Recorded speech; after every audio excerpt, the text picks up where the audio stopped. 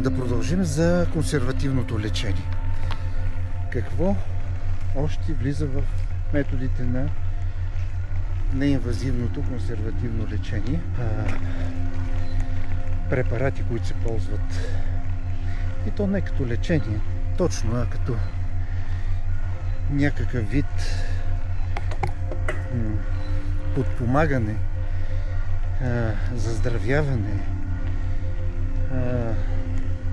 намаляването на износването, намаляването на възпалението, на износването на ставния хрущял, намаляването на възпалението на ставата. И това са хранителните добавки.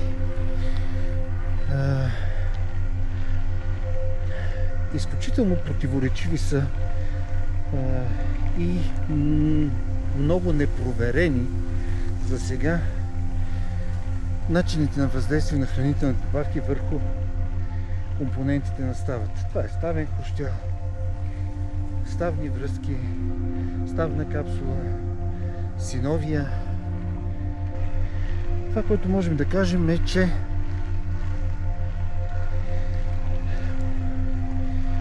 в литературата няма основателни категорични данни за това, че като се взима една или друга хранителна добавка, а те са няколко, които подпомагат ставния хрущял, сега ще ви ги кажа, вие може да се спасите от развитие на остеоартроза. Не можете. Въпросът е не да предотвратим остеоартрозата, защото това не може да се случи с тях или с каквото и да било друго от симптоматичните методи на лечение, а да намалим нейното проявление, да я отблъснем далеч назад във времето. Но това време, което ще преживеете без изкуствена става, трябва така да е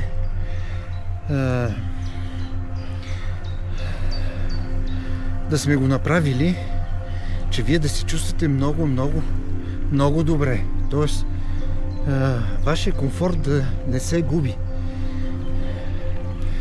А за да не се губи вашия комфорт, всички тези неща трябва да ги прилагате периодично или почти непрекъснато. Та за добавките. Няма категорични данни за това, че добавките могат да излекуват артрозата, но те могат да подобрят еластичността на ставата. Могат да подобрят подхранването на ставен хрущял с колаген. Могат да подобрят до известна степен кръвоснабдяването в критични зони около ставата.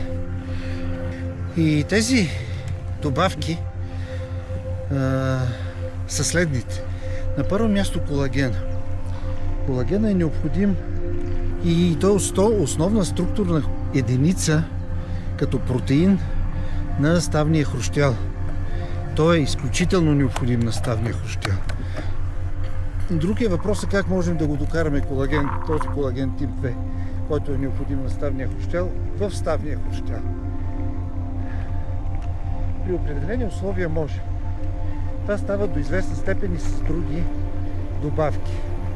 А те са глюкозамин, хондроитин, метилсулфонилметан,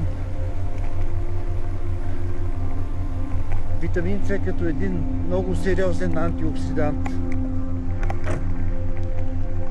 куркума или куркумин, също хиалуронова киселина. Изключително важна съставка за възстановяване, колкото това е възможно, разбира се. Казвам го. Ако употребя тая дума, имайте предвид, че казвам колкото това е възможно. Хиалуроновата киселина е основната хранителна съставка на ставния хрущял. Тя е необходима и за колагена, и за възстановяване на колагеновите фибри в прощяла. Така че хиалуроновата киселина е много, много, много важна. Хиалуроновата киселина може да се взима и през устата, но по-силното и въздействие е да се слага вътреставно.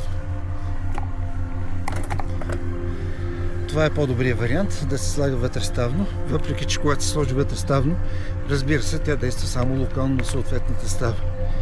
Взимайки я през устата, тя действа на цялото тяло.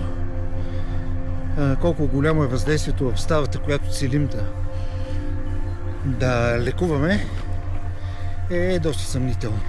Искам да ви кажа, че всички тези неща, които ги говоря пред вас, ги говоря изключително от прочетеното от литературата и най-вече преработено от мене и опита, който имам в моята практика като ортопед.